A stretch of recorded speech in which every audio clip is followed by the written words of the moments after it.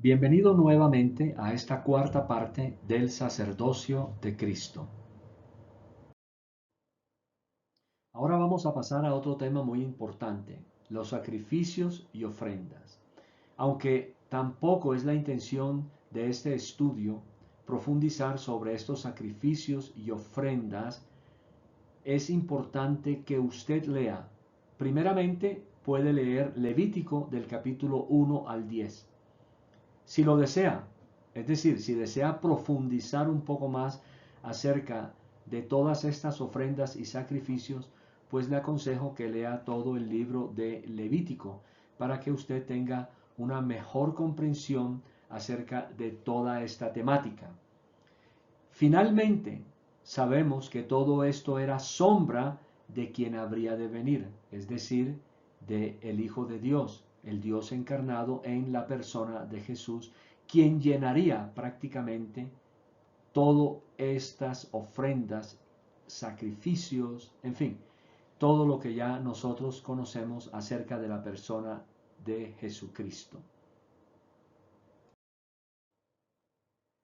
¿Qué enfatizaban estos sacrificios y ofrendas en el Viejo Pacto o Antiguo Testamento? Bueno, este comentarista afirma que la santidad de Dios y la necesidad del hombre de responder con santidad en cada aspecto de su vida diaria.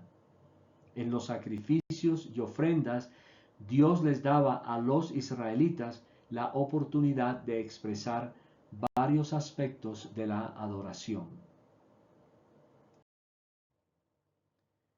Continuando con la vista panorámica de la Biblia de las Américas, en la página 136, se enumeran las siguientes ofrendas. Encendidas, expresaba completa consagración a Dios.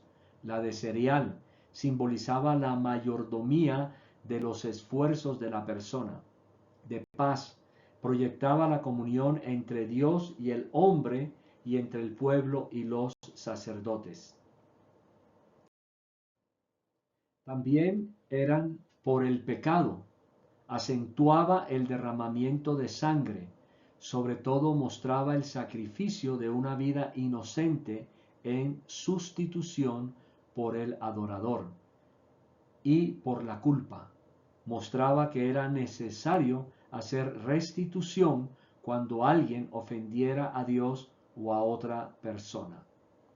El punto 4 es muy importante, ya que nos recuerda realmente que el sacrificio de una vida inocente, en este caso la de el Hijo, Dios encarnado, Jesucristo, fue en sustitución por el adorador.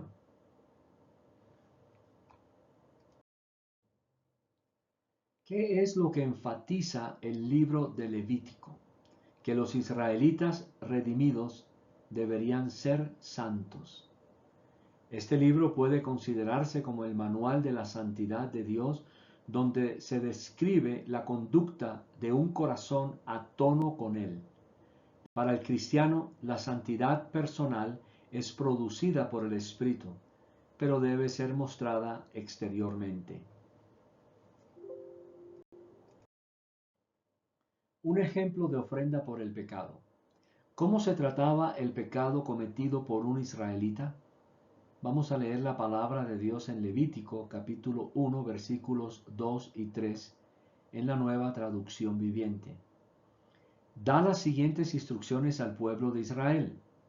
Cuando presentes un animal como ofrenda al Señor, lo puedes tomar de la manada del ganado o del rebaño de ovejas y cabras. Si el animal que ofreces como ofrenda quemada es de la manada, debe ser un macho que no tenga ningún defecto. Llévalo a la entrada del tabernáculo para que seas aceptado por el Señor. Voy a leer ahora una serie de comentarios que son importantes para poder seguir comprendiendo este tema de la ofrenda por el pecado. El sistema de sacrificios era un elemento esencial del pacto de Moisés, ya que era imposible el vivir tras los requerimientos de la ley. El pecado era lidiado a través del sacrificio. Este no era el inicio del sistema de sacrificios de Dios. Adán conocía el sacrificio, así como Caín y Abel y Noé. Entonces, este punto es muy importante porque ya los sacrificios ya habían sido establecidos previamente por Dios, como podemos leer en las Escrituras en Génesis 3:21, Génesis 4, 3 y 4 y Génesis 8, 20 y 21, con relación a Adán, a Caín y Abel y obviamente a Noé también. El pecado se transfería al animal cuando el oferente colocaba su mano sobre la cabeza del animal. Leamos Levítico 1, del 4 al 5. Y allí pondrá su mano sobre la cabeza del ternero, y lo matará. Así yo recibiré su ofrenda con agrado, y le perdonaré sus pecados. Esta era una ilustración clara de la identificación con la víctima del sacrificio. A través de este símbolo, el culpable transfería su culpa hacia la víctima del sacrificio, la cual moriría por el pecado del que la ofrecía. En este estudio, otro de los comentaristas dice: no era suficiente con que la víctima simplemente muriera. Quien recibía la expiación se tenía que identificar con el sacrificio. De la misma manera, no es suficiente con saber que Jesucristo murió por los pecados del mundo. Aquel que recibe su expiación debe alcanzar e identificarse a sí mismo con Jesucristo.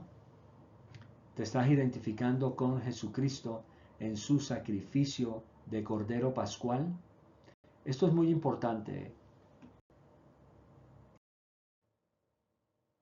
Voy a dar una breve explicación acerca de la palabra hebrea para expiación.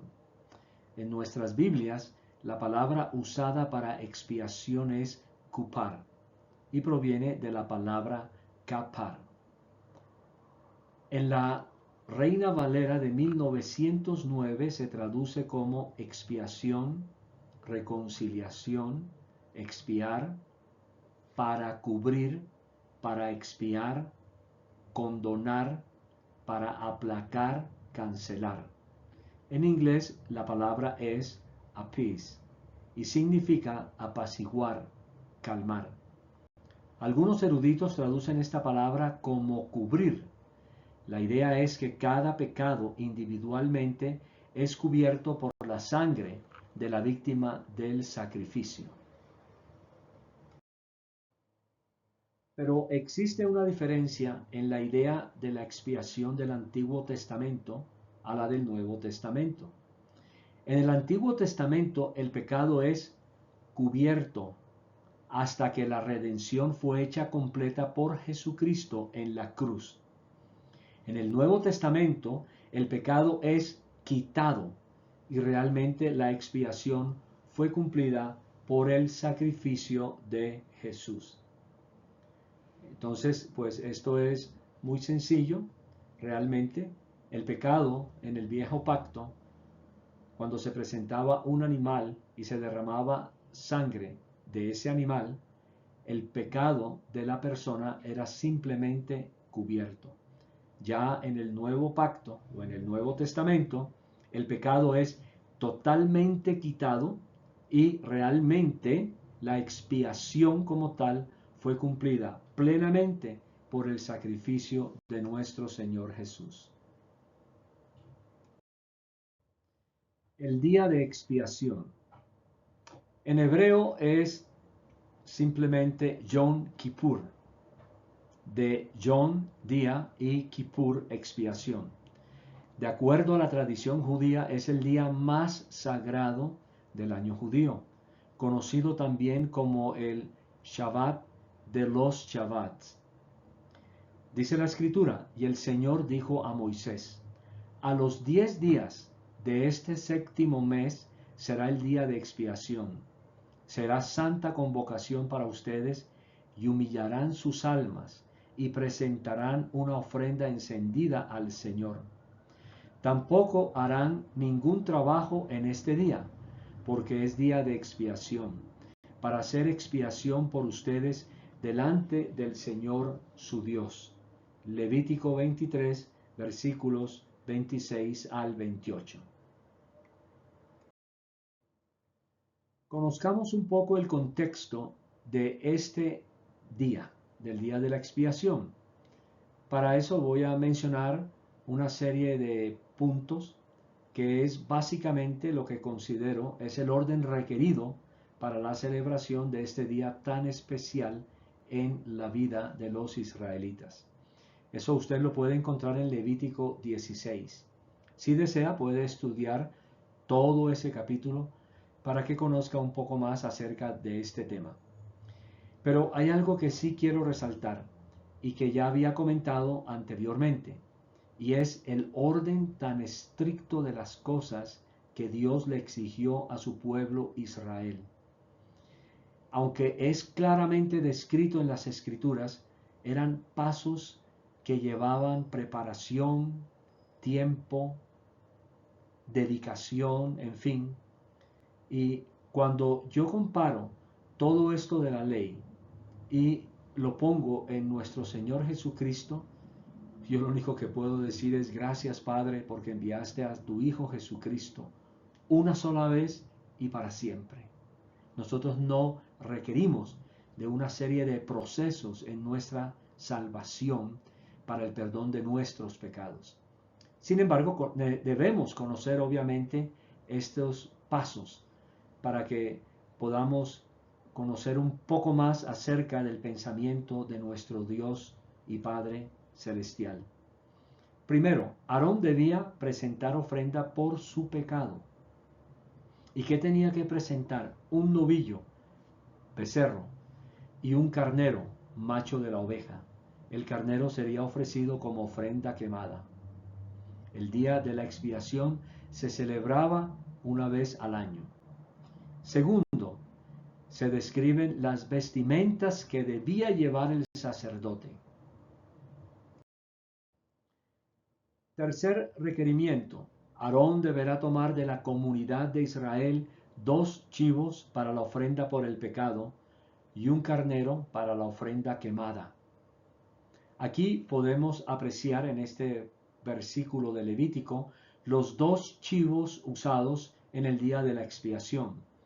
En el quinto punto voy a ampliar un poco más esta información. Pero es interesante porque seguramente usted habrá oído hablar acerca del chivo expiatorio. Ok, ese es un término muy coloquial también en el mundo actual.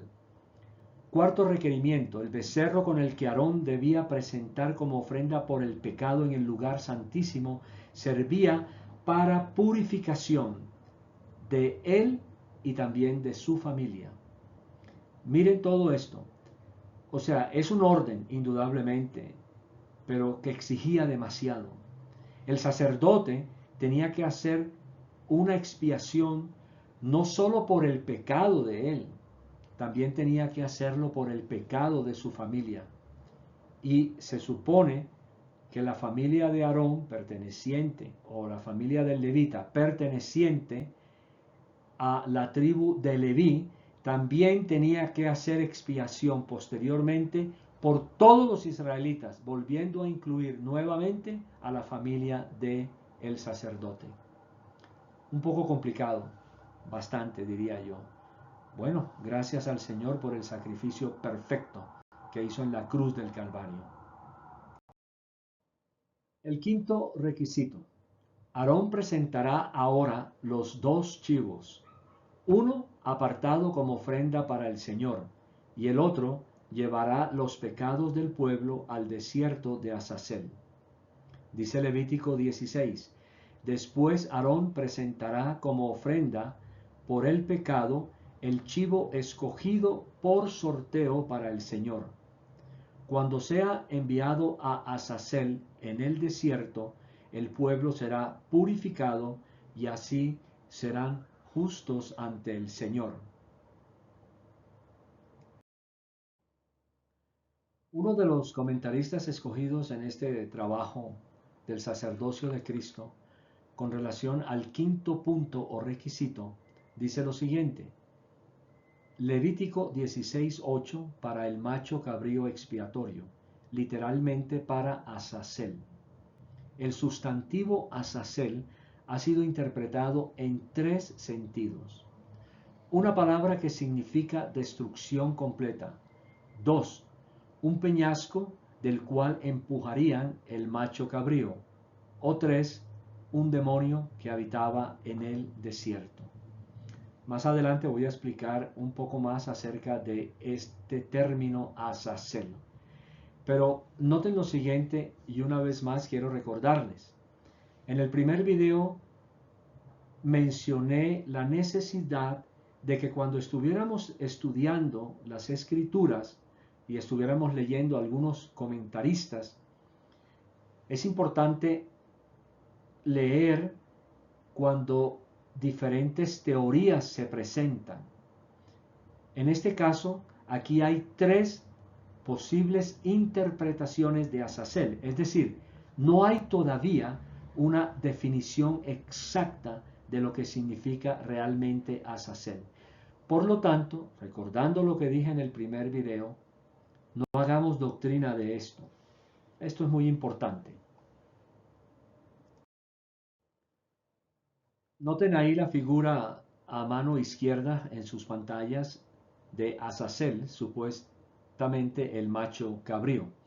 Muy bien, Levítico 16:10 dice para hacer expiación. La ceremonia del macho cabrío para la expiación descrita aquí es distinta al rito normal para la expiación que requería la muerte de la víctima. Si Azazel es un demonio, entonces el simbolismo es que los pecados de Israel vuelven al que hizo que Israel pecara. Si Azazel significa destrucción completa o es el nombre de un peñasco, entonces Azazel representa la destrucción del macho cabrío y por tanto de los pecados que llevaba. De todos modos, la obra de expiación representa la eliminación de los pecados de Israel. Versículo 22 de Levítico 16. El comentario de la Blue Letter Bible acerca de Azazel dice así: el Azazel era literalmente el chivo expiatorio. Escapaba de la muerte y salía hacia el desierto. El significado de esta palabra certeramente está lejos de su significado. La palabra podría quizás significar remover o despedir. Quizás la mejor explicación es que la palabra era un raro término técnico, el cual describe remover completamente. Habían elaboradas tradiciones judías sobre Azazel, al decir que era un ser demoníaco que el Mesías derrotaría. Lo más probable es que Azazel simplemente se refería a la función de esta cabra que simbólicamente removía el pecado de Israel. Sexto requerimiento.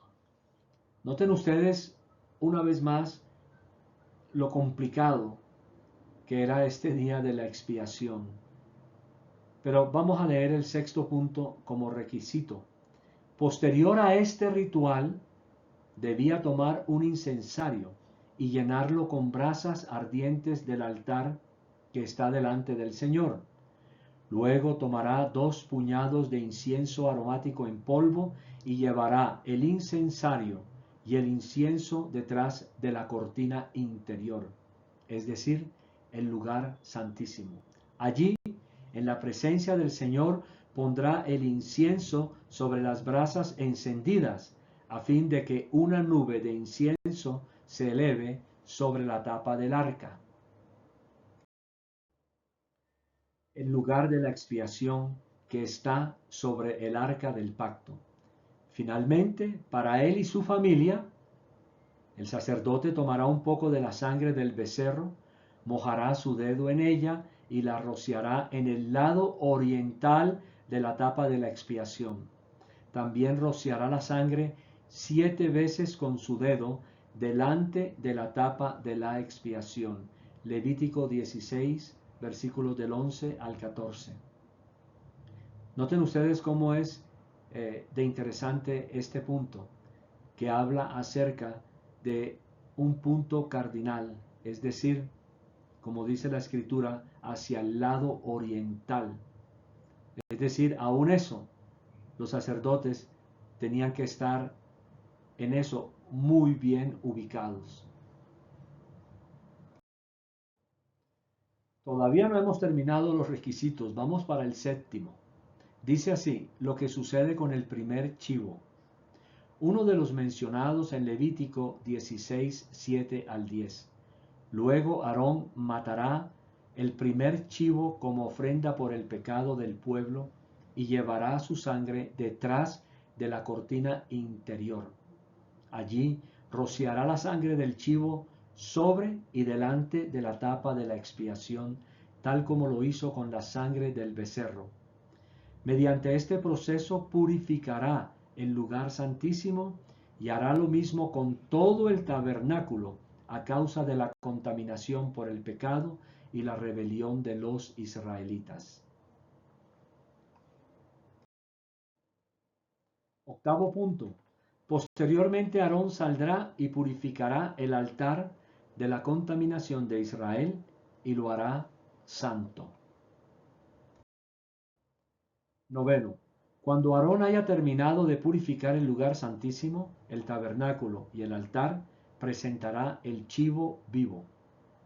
Pondrá ambas manos encima de la cabeza del chivo y confesará sobre él toda la perversidad, la rebelión y los pecados del pueblo de Israel.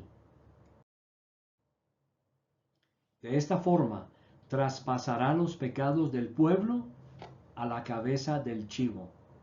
Después, un hombre especialmente seleccionado para la tarea llevará el chivo al desierto. Al irse el chivo al desierto, llevará todos los pecados del pueblo sobre sí mismo a una tierra desolada. Décimo. Después de todo este ritual, Aarón vuelve a entrar en el tabernáculo. Se quitará las prendas de vestir, se lavará con agua, se pondrá sus vestiduras normales y saldrá para sacrificar una ofrenda quemada por sí mismo y una ofrenda quemada por el pueblo. Mediante este proceso se purificará a sí mismo y también purificará al pueblo, haciéndolos justos ante el Señor. Después deberá quemar sobre el altar toda la grasa de la ofrenda por el pecado. Undécimo. El hombre que era seleccionado para llevar el chivo expiatorio al desierto de Azazel deberá lavar su ropa y bañarse con agua antes de regresar al campamento. El becerro y el chivo presentados como ofrendas por el pecado, cuya sangre Aarón lleva dentro del lugar santísimo para la ceremonia de purificación, se sacarán fuera del campamento. La piel, las vísceras y el estiércol de los animales serán quemados. El hombre que los queme deberá lavar su ropa y bañarse con agua antes de regresar al campamento.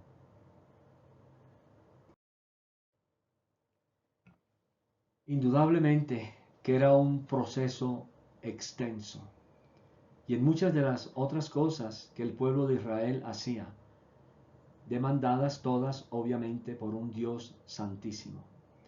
Pero lo interesante de todo esto es que cuando estaba realizando el estudio, el cual considero obviamente largo,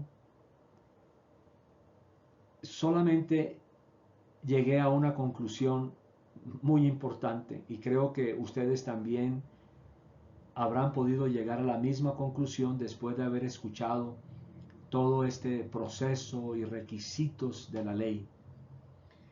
Yo lo único que hago indudablemente es glorificar el nombre de nuestro Dios por haber enviado a su Hijo para hacer expiación por aquellos que por fe recibiríamos este acto hecho una vez y para siempre. Tal vez usted pueda estarse preguntando, y bueno, ¿y ahora cómo hacen los judíos que no tienen templo? Bueno, el día de la expiación, tal como está explicado en Levítico, nunca podrá llevarse a cabo por el pueblo de Israel. Primeramente, y lo sabemos todos, porque ya no hay templo. No hay manera de que alguien pueda ejercer en estos momentos el sacerdocio levita y presentar sacrificios en un lugar, porque Dios no lo va a aceptar, obviamente. Ya el templo, repito, fue totalmente destruido. Jesucristo hizo una vez y para siempre este día de la expiación hebrea. Todo aquel que reciba a Jesús, a su Mesías, creyendo en lo que dicen las Escrituras o lo que dicen las Escrituras acerca de él, será salvo. De otra manera, si el judío sigue rechazando al Mesías que ya vino, simplemente morirá sin perdón. No podrá ser justificado delante de Dios. Y finalmente, para terminar esta segunda parte, aquí usted puede ver en este cuadro los sacrificios del Antiguo Testamento en Levítico comparados con el sacrificio de Cristo según la epístola a los Hebreos. Pacto anticuado y temporal, el viejo pacto. Cristo, fiador de un mejor pacto, permanente. El pacto en el Antiguo Testamento era imperfecto. En el de Cristo es un pacto sin defecto. Representación y sombra. Todo este requerimiento, todos estos sacrificios, ofrendas por el pecado, ofrendas levantadas, ofrendas mecidas, todo eso era simplemente una representación y sombra, porque Jesús es ahora la realidad. Esto fue creado por el hombre. Jesús es, y el pacto es no hecho con manos. Aquí, en el viejo pacto, habían hombres mortales que morían y tenían que transmitir su sacerdocio a la siguiente generación. Cristo es sin principio de días ni fin de vida. Esta expiación o el día de la expiación solamente cubría el pecado por un año. Cristo, el Mesías judío, lo hace a uno salvo para siempre. Estaban limitados por la muerte, como dije anteriormente. Se moría un sacerdote y ahí se acababa el sacerdocio de esa persona. Cristo fue hecho sacerdote para siempre. Los judíos tenían que presentar sacrificios diarios. Tanto el tabernáculo como el templo permanecía las 24 horas del día, los 7 días a la semana, los 365 días del año totalmente abierto. Cristo hizo un solo sacrificio y para siempre. Era necesario el derramamiento de la sangre de muchos animales. En el nuevo pacto simplemente era necesaria la sangre del Hijo de Dios. Y finalmente, el número de sacerdotes que tuvieron que haber pasado durante generaciones, desde el establecimiento del sacerdocio levita hasta la venida de Cristo, es incontable.